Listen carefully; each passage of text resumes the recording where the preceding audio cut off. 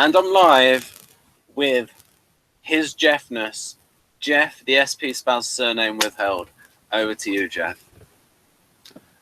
Yeah, I'm Jeff. You can just call me Jeff. And today we are reviewing Homicide Season 5, Episode 8, which is called The True Test, by Tom Fontana and Noel Bain, and directed by Alan Taylor. This is actually Alan Taylor's 4th episode of Homicide directed. He did, way back in the first season, the episode called Dog and Pony Show. And then he did 2 episodes in Season 4, Autofocus and The Wedding. So anyway, it originally aired November 22nd of 1996. And I'll punch up my other page here and I will read what Mr. Morris has to say about this, because he pretty much covers the summary of what happened. I haven't read this yet, though, so if I have to adjust it on the fly, I'll try. Yeah, to cut out spoilers. Yeah, the detectives at Homicide haven't yet had to investigate the murder of a teenager so far this season, which is odd considering how many young people get murdered in Baltimore. So Lewis and Bayless are called in to investigate the stabbing of another young African American, only this time the body didn't fall on the streets, but in a wealthy private school. Marshall Buchanan, the victim, had been accepted on a scholarship in a school that doesn't have a lot of blacks in it. In a more upper-class environment, his parents clearly hoped he'd be safe. They were wrong. From the beginning of this case, Bayless is pissed off at the teachers and student body at this prep school. As we learn from him, this comes from something in his childhood. His cousin Jim, whom we met in Season 3's episode Colors, had dreamed of getting in, and when he was turned down, a vital part of him was crushed. Bayless has never been able to forgive that slight, and it nettles him. Perhaps for that reason, he goes after the main suspect with more vengeance than usual. That's not to say that the main suspect doesn't deserve it. McPhee Broadman, a 17-year-old upperclassman, is one of the cruelest characters we have ever met on Homicide. He is an egotistical, self-centered, racist punk who taunts the detectives throughout the entire show. He seems to have the ability to manipulate younger students into doing various harsh and cruel things, including Marshall's murder. Former child star Elijah Wood, pre-Lord of the Rings, gives one of the most unnerving performances on Homicide, playing a teenager with no code of ethics at all. See, I'm not sure I agree with him on that, but anyway, he thinks he's above the law, and he has good reason for thinking so. His mother is Judge Susan Andall, a semi-recurring character we first met in Season 4. In many ways, her blindness to the obvious cruelty of her son is even more frightening than McPhee's actions. She knows that he is capable of violent actions. He firebombed a car at age 7, but as she puts it, she's a judge, but also a mother. In a private conversation she has with Bayless, she admits that she is afraid of her son, yet she is determined to protect her son no matter what. This is revealed in the climax of the episode when McPhee reveals that he had Marshall murdered because he wouldn't carry out the assignment, his mother's murder. The look on Sagan Lewis's face when she hears this is one of pure shock, yet minutes later she is trying to get her son's statement suppressed. One wonders if maybe McPhee won his duel with the detectives. Perhaps the most surprising aspect of this case occurs when Bayless reveals that he admires the judge for standing by her son no matter what. This is a small crack in the hide of Bayless, which has been getting tougher and tougher as the season progresses. Though the main focus of the show is on Secor and Clark Johnson, the writers do not forget to look in on the other 2 detectives who have had ongoing problems. In the course of this episode, Pembleton once again takes the firearms exam. This time he manages to pass and is finally allowed back on the street, even though he admits the real test is in the box. Things seem to be looking up for Frank, but he's not looking closely at his life. In a scene at the start of the episode, Mary Pembleton reveals that it hasn't been easy dealing with her husband for the last month. Looking closely at it, Mary clearly sees there are problems in their marriage. In contrast, there is little brightness in Kellerman's life. The 3 other arson detectives under indictment have all copped pleas, insinuating that Mike, the only innocent man in the bunch, is going to be the one hung out to dry. Even his own attorney thinks that he should plea out. Mike's life is so crappy, he invites Brody to stay with him on the boat, despite Munch's warnings. The one bright spot for Mike occurs in the first act when, for the first time, he meets Dr. Cox. The two of them strike up a dialogue, and it's clear there's something there. The byplay involving Cox and Kellerman is peculiar, considering the heavy flirting that was going on between Juliana and Bayless the past 3 episodes. One wonders why Fontana suddenly changed directions on this, as it doesn't seem to deal with the continuity of the show. Still, Diamond and Forbes do have some chemistry and will continue to spark. For all the strengths of the True Test, especially because it was the highest rated episode of Season 5, the episode isn't quite up to the level of some of the other ones. The acting is very high caliber, yet the story itself seems a little less sound. There aren't a lot of 17-year-olds like McPhee in the world of Homicide, so it doesn't have the same resonance despite Wood's great work. However, it ends on a rare, optimistic note for one of the characters, and hints that maybe better things are on the way, especially with Brower going back on the street. It's been good watching him recover. Now seeing him back on the job has a lot of promise. My score, 8.2. So that's what he says. Ben, how about you? There's a couple of things in there. I think that he didn't nuance when he talked about the flirting. It wasn't a case of Michelle. Sorry, what's Michelle Forbes' character called again? Cox, Juliana Cox. Cox. It wasn't. It was Bayless who was flirting with Cox rather than it being even. Whereas in this case, it was more Cox who was flirting with Kellerman than Kellerman with her. She was initiating the flirting. She was definitely initiating things. So I would say that she was going after him. She probably thinks he's hotter than Bayless. Yes, especially Bayless. Bayless is getting a little bit out of shape compared to previous seasons. The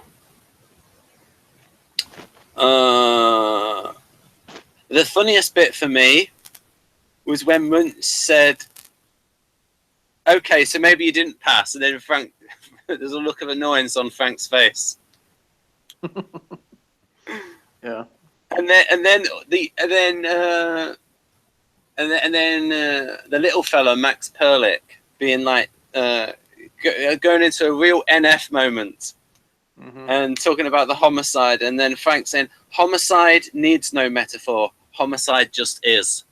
Yeah, I thought that was that should go on the board for the SN divide moments.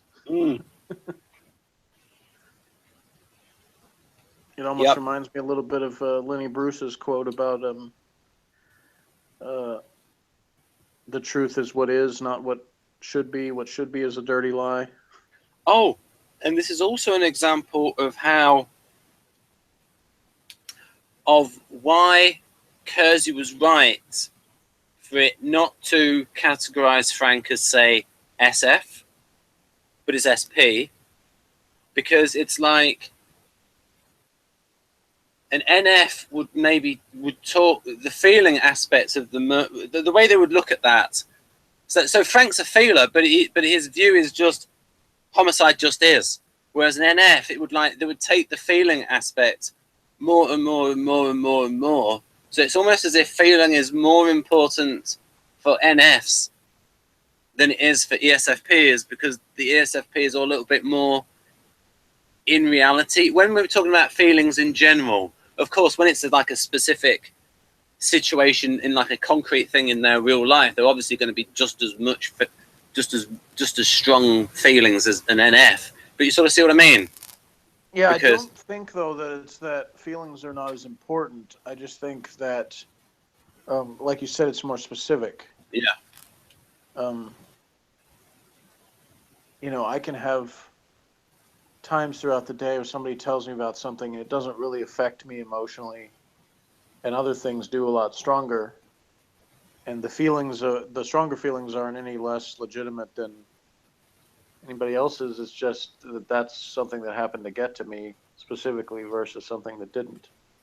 It seems like with NFs that they have this kind of overall sort of thing that hangs over them. Yeah. Where it doesn't seem to matter whether they're personally involved in whatever it is. It's like there's sort of this burden on them. That's always when I hear NFs talk about stuff, that's always how it feels like to me, is that they sort of have the weight of the world on them in some way. Yeah. So I think every type has their burdens in some way. Like with NFs, You know, it's that they seem to be, everybody's feelings seem to weigh on them. With SJs, it's like I've had SJs tell me that they actually didn't want to remember as many things as they remember. So they're actually burdened by the fact that they remember the details of all of these things, whether they want to or not. That's good. You explained it better than I did. That's good. So yeah, so it's like, because folks, you know, this hangout is partly about the MBTI and Kersey, and Frank is more defined by his or more noticeable by his SP nature than his SF nature. Yeah, I think the feeling side of Frank comes out a lot of times in the discussions with Bayless, because I think you see they're both feeling types, but they contrast the way that they approach that. Yeah. So, you know, in function terminology, I guess it is sort of introverted versus extroverted feeling. Bayless tends to expect everybody should line up with similar morals, you know, that it's sort of about the good of society, whereas Frank approaches it from a much more personal, feelings or more individual point of view. Yeah, and of course sometimes I mean say somebody didn't have the lens of typology, they would sort of go like, oh, he's the cynical, hard-bitten cop that's lived through a lot and is therefore more cynical about human nature. They would sort of look at it like that, I suppose. Whereas here's the guy, he is idealistic because he's younger, less experienced. That's how that's how usually I saw things interpreted before I knew about typology. It would be in those kind of terms of someone's idealistic because they're naive. And and then of course in this particular relationship, you've got the racial aspect as well, whereas people look at it as, oh, the white guy is going to be less experienced in terms of what happens on the street or in inner city neighborhoods and things like that.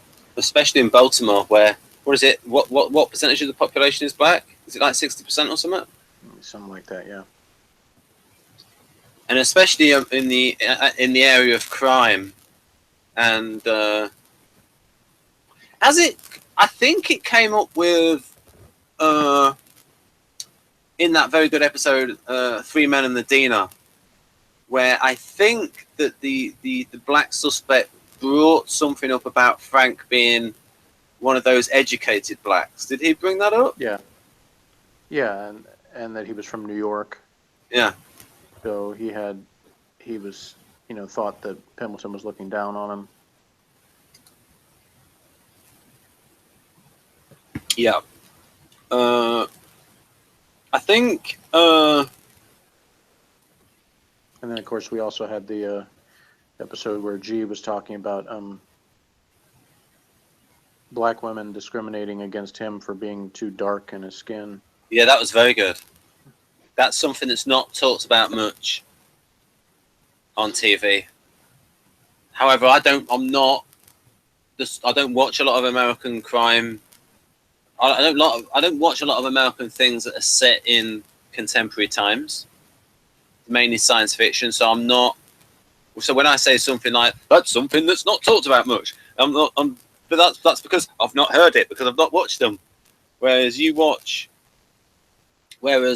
who watch more current American television than I do will probably hear that a bit more. Well, I don't watch much current American television either, but there was a time that I did, but it's past. Yeah. Now I watch mostly old shows, but. Now I was thinking, Jeff, that I might use this as the thumbnail. Well, I was thinking maybe you should move along and switch to a different picture. Oh yeah, here we go. And yes, fine as the thumbnail, but yeah. Yes, I thought Elijah Wood was very good. It's just slightly incongruous to me because singing a song about England Why are Americans singing a song about England? Well, a lot of Americans have roots in England. Okay, fair enough. I mean, our national anthem was adapted from an old English drinking song. Yeah, I think it was called To Anacreon in Heaven. Yeah. So, I mean, obviously there's a lot of English influence on America. Yeah, and also in the name of the state, Maryland, named after Queen Mary. Yeah, I mean, most of obviously the original colonies, all, either English or French or Dutch in terms of their names. There used to be a name for people with a nose that went straight up like that. There is actually a name for those kinds of people with a nose that goes up, but I do not know what it is. Right. Now, I did this because we got a chance. Now, some of these we've gone through this before. More? Have we covered this one? Was that a case that got away? I don't know. We've done Imbac, haven't we? I think we were there. In Shay. Do you remember these? Have you seen these in any episodes? Because we always like to look at which ones were covered and which ones weren't. Right, maybe something's been going on in between episodes during the day shift. Okay, that's the next lot. We had Zito, Coombs. Did we cover the Coombs one and then it wasn't solved? I don't know. Zito, Tar. I don't know, Ben, because I want to concentrate on this episode. If I see one I recognize, I'll tell you. I do remember Giles. Yeah. Although I don't remember the details. Yancey. And then I remember the more recent ones. So if you go down to the next, yeah, because Reed and Phipps both was one episode, and then Silvio was. That's the one we just had in the last episode. That was the carjacking. Right, and it's still in red. Yeah, because they didn't catch the. They found the kid, but they didn't catch the dudes who stole the car. So in all the cop shows, basically, if they had the board, it'd all be in black. Yeah, for the most part. I'm watching. I'm rewatching NYPD Blue as well. I'm in season 3 now, and there have been a few cases that weren't solved, but they're rare. Most of the time, if there's an unsolved case, it's just sort of mentioned as opposed to being something that they really spent any time working on. Like if the crime is introduced in the episode, then it's usually they have somebody in custody by the end of the episode, or by maybe the next episode. But they don't just let it drop. Right. So what we have here is there Elijah Wood, and a good picture of him there he is there. So, sort of playing a character quite removed from Frodo. It's not like the director watched this and go, "Oh, I know that's Frodo." Abby Bramson, the wife of Frank Pembleton, the actor who plays him. Christopher Norfolk. Anyone significant there, Jeff? No. No, I'm not sure. If I had to guess, I'd say maybe the headmaster, because like some of these people are probably the people at the school. But Sagan Lewis is the Judge Andal. Right. Yeah, I thought that could have been written better with the judge. I just thought it could have been a little bit better with her talking, about as to why she's so about the, and then that just a little bit better. I liked her. I liked the scene with her and Bayless in her chambers. Yeah. And I liked the details of her, talking about like what she respected about Bayless as a detective and testifying in the courtroom and stuff. Yeah, I did sort of. It goes to once again highlights, what Bayless is good at. Yeah, I did think during that, like, why is she telling him this? She's been very open. And. Yeah, well, you can get into the psychology of that too, and say maybe a part of her wanted him to be put away, wanted him to get caught, but she couldn't admit that fully. because she's his mother. She doesn't want to say, "I want you to arrest my son." But the way she did it, it really did seem like a challenge to Bayless. Like she's saying, "Look, I'm his mother, so I'm going to fight you in everything you're doing. But at the same time, there's a part of me that wants you to succeed because he really is dangerous, and I'm afraid of what he's going to do." Right. Now, when I first saw this, Go ahead. Yeah, I was just going to say, when I first saw this, and I wasn't paying attention to the bit where his wife said about nausea, I was thinking, oh, Frank, you're an SP. You're losing audacity points for being nervous. No, it's the medication. Yeah. But yeah, I was going to say something. I was talking about, being dangerous or whatever. But Morris's review, he said something about she had a look of shock on her face. I didn't really see it as shock as much. It almost like she might have suspected it, and it was just confirmation of what she suspected. Yeah. So yeah, that's the look on her face. She's a look of concern. Yeah. But it almost seems more like that's what I was afraid of look, as opposed to she was shocked by it. I like the fact that you got the actress here playing this. Just the look, the folded arms. Mm-hmm. It's probably not thinking, hey kid, you're giving ESTP as a bad name, and that's difficult. Yes, so what do you reckon? Like a very extreme version of an ESTP there, Jeff? Yeah, could be. Yeah. Or once again, we could have a ENTJ who acts like an ESTP. Because the way they talked about how he had control over everybody at the school, it's not that an ESTP couldn't do that, but it seems like they would be less organized about it. It'd be more spontaneously what they felt like doing, sort of being a bully. The typical sort of prototype bully is an ESTP type of character, somebody who just picks on other people because they can. What is it? What's he called? Like Biff in Back to the Future. Yeah.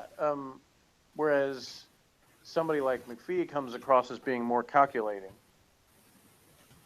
Yeah. Like he has plans and he's using the kids as sort of his minions to enact his plan. So that strikes me as more of an NTJ type of behavior. Yeah. And good acting from this actress, and again, no small parts. If you get the small part in Homicide, usually you got to act well because you're usually upset. So I thought she did very well. And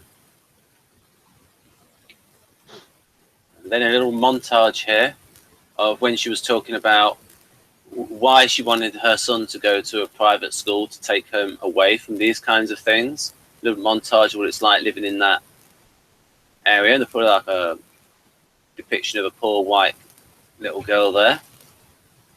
So it was good to put that in to remind the audience that it's not just poor black people in Baltimore. You have the poor white people as well, depending on the area.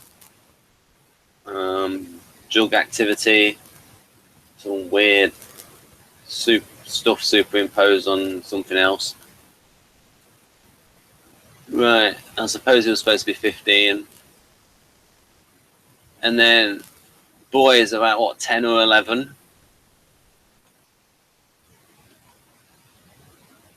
Yeah, I thought he was pretty good, too. Just seemed convincing, a realistic kid, The only part that seems a little hard to believe is him actually doing the murder, but yeah, they don't ever say for sure whether or not what Lewis surmises is true, whether, he wasn't supposed to kill him and he lost control somehow. So it's maybe the kid's got sort of a hidden sadistic thing that comes out when he's doing these deeds, but they don't explore that really, so it's hard to tell. What I thought it was is that McPhee had forced him to confess to murder without doing it. Set it up. Yeah, that set it up to be that he did, but there's still, again, it's never that, again, that's another thing I respect about Homicide, is that they don't just tell you everything that happened, because there's not a reason to, because we're still looking at it from mainly the perspective of the homicide detectives, and basically they've done all they can do at this point. Right. Now, if it was Law and Order, then you'd have probably explored further, because then you'd have the section where the lawyers were trying to make their case to take it to trial, and then you'd have the discovery phase where they're going back and interviewing people again and trying to find out more about it. So you might have had that explored further, depending on what was going on. So the black kid that was murdered might be a strategic contender, an INTJ. Interested in computers, got a telescope there.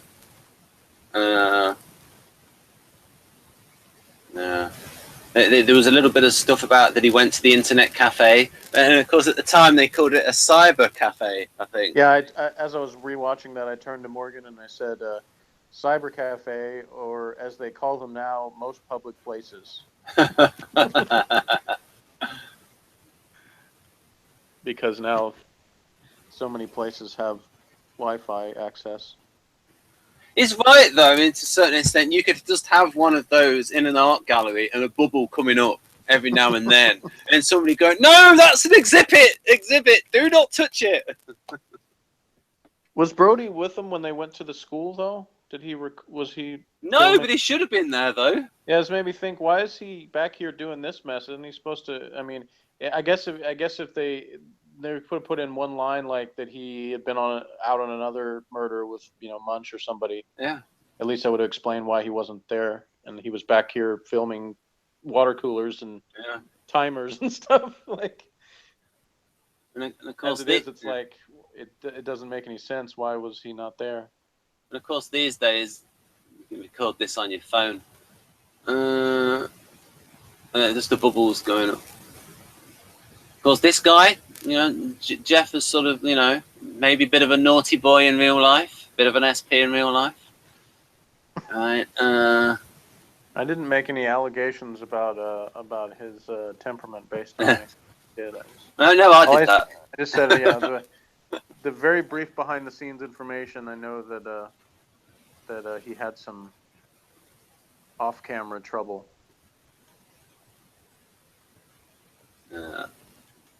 Oh yes, in this, Jeff leans towards ISFJ for Bayliss. I lean towards ESFJ, but it's just a slight difference of opinion there. But it's not something I'm solid on. Yeah, I remember the last time we talked about that, and I contrasted him slightly with John Kelly, the NYPD Blue character, who I think is an ESFJ. And I think that's another good example of how type doesn't match, social stereotypes necessarily. Because if you compared their characters and you said which one just comes across as more outgoing, or, it would probably be Bayliss. But that's not all that goes into that IE thing. And if you talk about the roles they play, I feel like Kelly fits more with the provider role and Bayliss more the protector. So that just sort of, fits to me. But yeah, I mean, I've always say, though, there's not a whole lot of difference between, the introverted and extroverted version of the type. So to me, it's more like, we said before, like sort of the species in the genus or whatever, Yeah. It's like SFJ really is sort of the main important part. Yeah, and it's also, for the introversion, extroversion, I'm looking at the energy level of the person. I'm looking at the energy level. With the ESFJ, there's, in the ESFJ model, we just talk about the model, then we talk about reality. In the ESFJ model, they have more energy and a bit more willingness to use force. Within the actual character of Bayliss, though, if we say he's a real person, well, you've got a big guy, and a big guy who's 6'4", who's been working in the police a number of years, is going to be he's going to use more force. Yeah, I think because that's the world he lives in.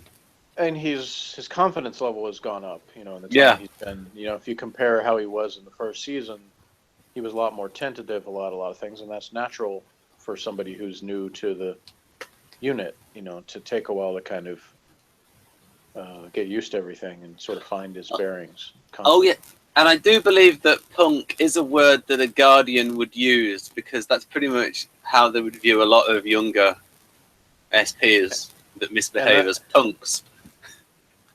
Yeah. Yeah, and he views that as this as this devastating insult that he can use, whereas SP kids are like looking at that like almost that's almost a badge of pride to be called a punk. In fact, that would make most of them laugh their heads off. Yeah. Well, that's one of those things you don't know. Like, if this was like if show was on HBO as opposed to NBC, Oh, yeah. would he have used stronger language? But it fits too with the character of Bayless, that to think that calling him punk was some kind of major insult. In fact, let's look at Kurz's book. Let's see if that's an SJ word, punk. It just seems very SJ to me. Because a punk is someone who's disrespectful and it's almost like the opposite of an SJ. Yeah, well, I mean, and Bayless has revealed in previous episodes things about his childhood, that he was a playground monitor, so he was a cop even when he was a kid. Mm. So, he dealt with the punks on the playground, those kids that wouldn't do what they were supposed to do. Yes, so to me, I mean, in function terms, or like more of an ESFJ, the more energy for like confronting people like that than say an ISFJ. I just imagine ISFJs to be a bit more reserved, a bit more timid when it comes to confrontation. And see, I think they are in a way, but in another way not. And I've had this. I've had a lot of observations of someone I work with that's an ISFJ, right, to kind of give me an example of someone who it's sort of this passive-aggressive style of confrontation. Yeah, that makes sense. Where they will say they don't like confrontation and will avoid one-on-one things, but at the same time constantly doing things that stir up trouble. And because it's always in the name of what they think is right, whatever it is that they're supporting or protecting, they will go to great lengths to do that, including cause conflicts. But they always want to do it secondarily. It's like they'd rather talk about the conflict with somebody else than they would directly confront someone. Yeah. And you have to really push them, but they can still do it. And again, as I say, with Bayless, you've seen him kind of shift over time as he's gained more confidence in his job, that he's more likely to confront someone directly, but it's still always in the name of protecting someone. I mean, even when you saw when he was with Emma Zool that had the other boyfriend or whatever that was a cop, and he went to confront him. Yes. He did that because the cop had pushed her down, and he was trying to protect her. It was all like about that. Then it was, I mean, you could say, well, yeah, obviously there was some jealousy involved, but it was still in his mind what he was doing was a righteous cause for why he's confronting this guy. Oh yes, and I sort of use that as an example of a romance style where she seemed like so INFJ, kind of like what sociologists called victim romance style, where they like to be with an STP who is not necessarily violent but strong-willed, classically masculine, macho, and Bayless wasn't happy playing that role because he's more of a traditional gentleman, and he was sort of like disturbed by that. And to bring it back to this episode, that's probably why Cox would feel more of an instant attraction to Kellerman than Bayless, is because she's not necessarily looking for someone to fill that kind of protective role with her. Yeah. Or at least she doesn't think she is. That's not what she's immediately attracted to anyway. And also, that what Victor's written about is that I think it's the SPs and the NJs would see that as patronizing from the SJs. Mhm. The NPs like it because they're just thinking, hey, you want to do all this stuff? You do it. It takes the stress off me. Well, I can tell you that at my age, I've there's more things that's true about me for than there used to be. I'm still stubborn, but not as much in some areas, I would say. Yeah, and then we got this. If I was the story editor on this, I would have said, this is a good scene. You're going in the right direction. I just need a little bit more from the judge to make it a little bit more believable. But I see the potential. This could be a really, really good scene. It's a good scene, but I think it could be a little bit better. Well, I will just say this is not the last we have seen of her. Right, good. And so, folks, 1996 internet. Yeah, probably Windows 95. That was good. That Windows 95. I remember when that came out. I remember that was a big improvement over the previous one that they had at university. Now, of course, what they could do is have this guy as a witness because they say, "Hey, he came in and whacked me when he came in for the diskettes." Yeah, it was like I was saying earlier about Law and Order. That's the type of thing where they would send the assistant to the assistant DA to go interview him about that. Why is that? Why is what? You said there about the Law and Order. Is that just to work people into the plot? Well, it's just when they do. Basically, they spend. I mean, it depends on the episode. Some of the episodes they spend more time in the actual courtroom, but they usually have at least a little time that's spent in what they call the discovery phase. You know, where the lawyers are gathering information, and they don't just go on what the report the police give them because it's usually they want more information. So they go back and talk to pretty much all of the witnesses and stuff themselves.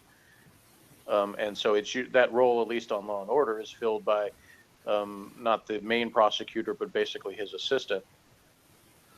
Right. In the crossover episode that you saw, it was the girl that was having a lunch with Bayless that time, Claire Kincaid, who actually got killed in a car accident in the last episode of that season. But anyway. Right. This is the moment where Frank reacts to Munch saying, "Oh, perhaps you didn't pass." And that irked him. Yeah. Yeah. So we have. That was a good Munch moment and indicative of his character. Uh-huh. Yeah, like I said at the beginning of the season, they've always had Munch sort of sees his role in the Frank's recovery as, I'm the one who's not always going to baby you. I got to sometimes rib you a little bit, and remind you, of the good old days, so to speak. Well, it's not just that though. It's where ENTPs, a lot of the male ENTPs just don't know. They just go for them. Their impulsivity is, I'll just say what's funny, what I find funny in the moment, because, and they're not. They consider. They put how funny the thing is that they're saying above the feelings of the other person, whereas the ENFP takes the other people's feelings more into account. So this is why ENFPs tend not to be as offensive as ENTPs when they're trying to be funny. And sorry, go ahead. Yeah, and also another gender also plays a role in this, is that female ENTPs are not trying to be as funny as the male ENTPs. And so they're usually less offensive. Well, I could comment on that, but I'm going to save it. And say, since you have Lewis on the screen, I would say that it gives us another opportunity to get back to, one of the things you like, the interaction styles, as it called. Yeah. Because we talked previously about how Lewis fits into an accommodator type role. I forgot what Yeah. you said that was Um, called in yeah, X-Files, but yeah, she calls that behind the scenes, scenes. yeah. Behind the scenes. And you see that happen in this episode because he's the primary on the case, yet Bayless kind of takes the lead on a lot of things in pursuing it because Bayless has sort of a personal interest. He's got a bit of a vendetta against this school. And Lewis does kind of point out, hey, I'm the primary in this, but he's not very forceful about it. And part of it is because, like, he doesn't want a confrontation with Bayless, but also he's kind of happy for Bayless to take the lead and do some work so he doesn't have to. So he Yeah. kind of has that. There's a double reason for him not really making too much of a fuss about it. Because generally, if Lewis is not very, because he has his moments, obviously, of kind of moral indignation about things too. Yeah, like that Washington episode. Yeah, but if he's not wrapped up in it that way, then if he's kind of looking at it as just another case, then he's sort of happy for Bayless to do that because then he's sort of like, yeah, I don't have to do as much, and I can kind of let him. I kind of can be behind the scenes and still have influence on it. His interview with Cheeks. Ultimately, he's the one that gets the confession from him. At least what he was planning with his mother. So he still has his crucial part in that investigation. He's just not the one who's kind of throwing his weight around. He's being the good cop to Bayless's bad cop. And kind of pretending the dumb mope thing, like, oh yeah, well, I know my role and I'm just here to, do my job and go home. And so he kind of goes at it from a different angle with Cheeks, and so he gets him to open up to him more. I thought a couple of good stories for Lewis off the top of my board are the DC story. I think maybe in like the first season or two, where he goes to DC with Cressetti. Yep. And he gets a bee in his FI bonnet and going after the truth. And then a good story that I liked quite a bit was with the Muslim security people reducing crime in the area. Yep. And that was good. Like his ambivalent feelings towards the Muslims. Yeah, and another one I think was in the episode "See No Evil" from season 2, where he has the confrontation with Felton over letting the guy go that shot his father when he wanted him to. Ah, yes. And that was where Lewis, has his line about, when it's your time to go, you go when it's your time to go, and anything else is homicide. So. Yeah, because the plot point there, folks, was that to get him to wash his hands so there wasn't any powder residue on his hands. And he'd wash his hands with like special bleachy kind of stuff. Not quite as strong as bleach. We don't advise washing hands in bleach, do we, Jeff, on this hangout? No, definitely not me, because I'm allergic to bleach, so that gives a bad reaction for me. Yeah, so I don't want to get sued. Oh, you mentioned washing hands in bleach. Well, you didn't tell anybody to drink bleach, at least, No, absolutely not. Not even the STPs. Yeah, here we once again have a scene where that probably wouldn't take place in real life, because once well, I guess it could, but probably not with the cops. It would probably be with the lawyers, because once a suspect has, even when they're confessing, when they have a lawyer, it's basically we're not going to say anything to the cops because we don't have any reason to. Like once the initial statement is made, then everything else is done in court. Yeah. In that case, you'd lose. Frank would want to leave his line of work if it was more realistic in terms of like everyone lawyering up and not wanting to be. Yeah, well, I mean, the reality is in real life there are quite a few people that don't. Yeah, because they can't afford one. Either they feel like if I don't defend myself, then I look guilty. Yeah. If I call a lawyer and I really don't say anything, then I look like I did it, and I'm just and so if they really didn't do it, or even if they did, they feel like, well, it's better for me to talk to the cops and tell them I didn't do this than it is for me to say nothing and call a lawyer. So realistically, there are plenty of people who do that, and and some people that are just stupid. Yeah. Who are going to once they're caught, they're going to spill the beans, one way or the other. In fact, there was on one of the Homicide DVDs, there was an extra included on the DVD that actually was an episode of a different show. It was a documentary show called To Catch a Killer, and it had an episode basically about a real homicide department, I think in Virginia, maybe. And they had several interviews with real detectives who talked about, how the difference between how it is on television versus real life in terms of things. Yeah. And but one thing they said was that, upwards of 90% of homicide cases, if they don't have a suspect within 48 hours, then that case isn't going to be solved. Yeah. That it's rare for something to really come up. And it is the most common interrogation tactic that actually works is anytime there's accomplices, is just telling the person that the accomplice said you did it. They gave you up. They're saying you were the one who had the idea. You were the the one who wanted to do it, and they were just going along with you. And that gets more suspects to flip on the other one and confess to their part, but say no, it was his idea. Or faking them out with evidence that they've not really got. Yeah, but the thing is that they don't even have to, like a lot of the cases, they don't even get to having to make up evidence, because they start with, if they know somebody else who was in on it, then they start with this person said it was all you. Yeah. And that so many people will react to that by trying to get out of that, trying to get back on the other person and be like, so that's why I always said, not that I would, FBI, if you're listening, commit any murders, but if I were to pull off something, then I would not want to have an accomplice, because anytime you have an accomplice, there's always somebody who can turn you in. Yeah. As one of the things that would happen in Columbo is like some of the endings would involve telling the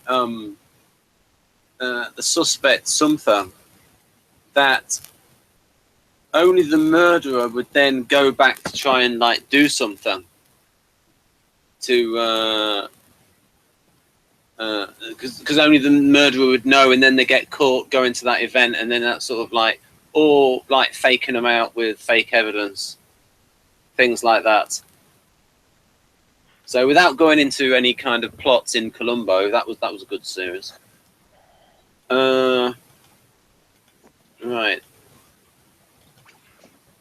Oh yes, there was this bit, Frank, because as Frank mentioned in the previous, when he had that scene, that what he wants to be good at, he has to be the best in the box. He doesn't want to be a shadow of his former self when he's back in there, that place he's looking at, the box. Yeah, because that really is where he gets to fulfill that performer role, Yep. As opposed to, investigating the details of the crime. Yeah. Which, the STJ cops, that's more their specialty. Yep. Although I remember Felton saying something like, the why of to him, what's important is the how of the murder. Right. Yeah. So I think that would be one area where you could say probably STs across the board would probably agree that it's more about the factual details of stuff than it is motivations. But of course, as we know, probably some of all of that helps. And in Munch's case, he contributes a little bit more, maybe getting into the mind of the killer kind of thing, as opposed to, being as much about the details. Is he the oldest one apart from G? Is he the oldest detective now, Munch? Yeah, probably, since Bolander's not around anymore. Munch, I think, would probably be the oldest, yeah. I think I'll just put this on to show that a little bit those marks there, not on the wind, that's on the film. So that when I watched this, I noticed that the film at times was a little bit dirty. And also sometimes the sound went a little bit weird. Because what had happened was, in my opinion, there was some bits where they redid the sound. But then there was like too much background sound. They would like go to ADR, automated dialogue replacement, where this would loop the sound again. I don't know if Jeff thought that is a little boring technical detail that I only mentioned to go, look how observant I am. No. Yeah. Well, that's what I've noticed throughout the course of us doing these, that we don't always notice the same details. So it's good for us to put those out there. So I will give this one 7 out of 10. I thought the performances were good. I thought Elijah Wood was very good as the evil ESTP. If he is an ESTP, but yeah, I'm not sure. But since I don't think we're gonna get much chance to investigate his character more, but yeah, I mean, I never know. I was going to do a gag about saying Morgan, sorry, McPhee, but then I thought that's harsh on Morgan because the McPhee guy is really bad. So I don't want to harsh on Morgan. That's kind of the thing that makes me think he might not be, because I really don't see that much similarity between him and Morgan. The only real similarity is that Morgan is good at, when he wants to, he can be very persuasive. But he's never really had a thing about, like, you know, having sort of this network that he controls of bids or whatever. That's never been his thing. So that's kind of what makes me think, you know, maybe McPhee was more of an ENTJ type character. Yeah. But I will also give it a 7. I actually kind of waffled between a 6 and a 7 because one thing I could say is that, you know, a lot of the Homicide episodes, when I've watched them again, like, and it's been like a little while before we did the review, I've watched it another time because I really wanted to, you know, be able to know the details of things. And I thought about doing that again, and then I decided to do something else. So that tells you that it wasn't, you know, as enjoyable as some of the other ones that I've. But I give it a 7 on the strength of it's still a good, you know, performance by everybody involved. I sort of agree with what Morris said about how the story itself, you know, is lacking in a few areas, but it's very well performed, so it's, you know, it can be forgiven because it's like there's still some strong scenes and some good character moments. So, and they don't forget about the other sort of little stories going on, you know, Pembleton's deal and Kellerman, you know. So we continue to sort of have those things coming back up. About the only thing we didn't cover, because we even had Brody switching residences again. So about the only thing that didn't come up in this one was how Lewis's marriage is doing. So that one might have ended up on the cutting room. But anyway, so we both give it a 7. And as always, thanks for watching and listening, anybody who stayed through the whole review. And join us next time for Control. Right. I'll try and remember that. So bye-bye, folks. You've learned some typology. So I'm going to end that one, and then I'm going to end the other one. And bye-bye.